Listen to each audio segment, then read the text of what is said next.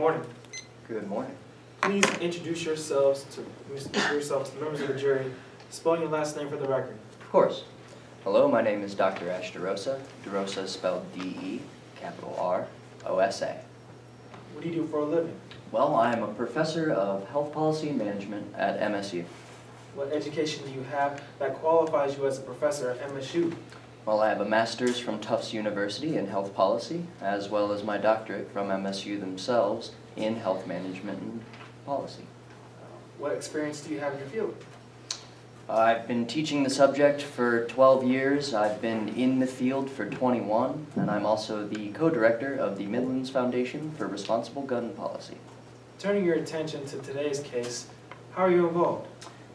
I was brought on by Hayden Duran to assess whether or not the parks had properly stored their firearm.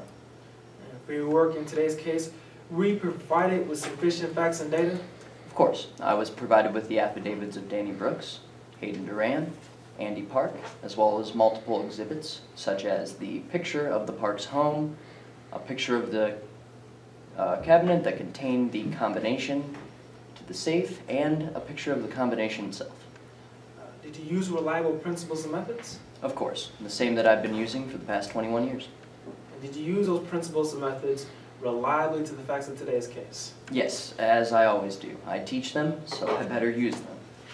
How did you begin your work?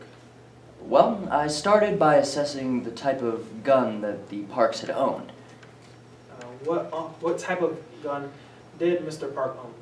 I found out that the parks had purchased a 6-shot 9mm revolver from A.D. Baker & Co. Where was the firearm stored? The parks stored the firearm in a small steel Gallucci brand safe in the room. Was this a bad location for them to put their safe in? It was definitely not ideal. Far from ideal, if I'm honest. Can you explain to the members of the jury why it's not an ideal location? Well, it's not ideal because Sydney had access to the park's master bedroom at all times, and it posed a risk at all times. What is the general rules when it comes to bullets to a gun? Specifically with storage of the bullets, you are supposed to store the gun and the bullets away from each other in totally different locations. What did you find in your evidence when it comes to how Mr. Park stored his bullets? Well, there's a mild discrepancy here. Andy Park states that he stored the bullets on a shelf in the garage, but reviewing Danny Brooks' affidavit, he states that he never saw these bullets on that shelf in the garage. I want to turn your attention now, Dr. DeRosa, to the combination of that safe. All right. Now, what are the general rules when it comes to handling a combination that holds a gun? Well, typically, you should have the combination kept secret, not written down, and always, well, it shouldn't be easily guessable. What did you find as far as Mr. Park? How well did he follow these guidelines? Well, Mr. Park didn't tell anyone the combination, and that's commendable.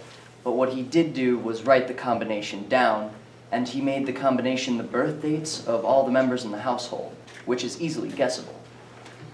He also stored it inside of an unlocked drawer. Would you recognize a picture of that drawer if I showed it to you today in court? Absolutely.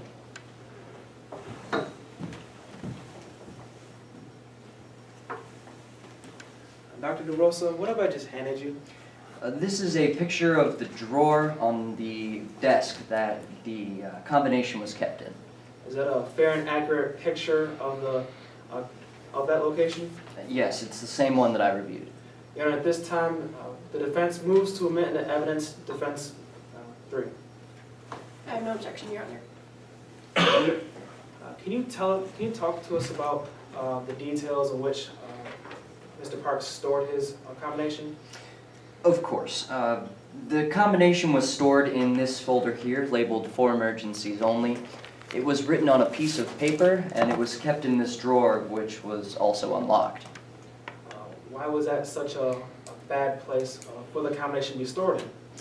Well, because it was unlocked, it was always unsecure. And when it's unsecure, that allows anyone in the home to have access to the combination and ultimately the firearm. Dr. DeRosa, were you able to come to a conclusion in today's case to a reasonable degree of scientific certainty? Yes, I was. What is that conclusion? Well, I concluded that Andy Park, though he did make proper steps towards safely storing his firearm, ultimately failed in doing so because of the lack of security on the combination and the fact that Sydney had access to the gun at all times, being it was in their bedroom. Thank you for your time, Dr. DeRosa. At this time, no further questions.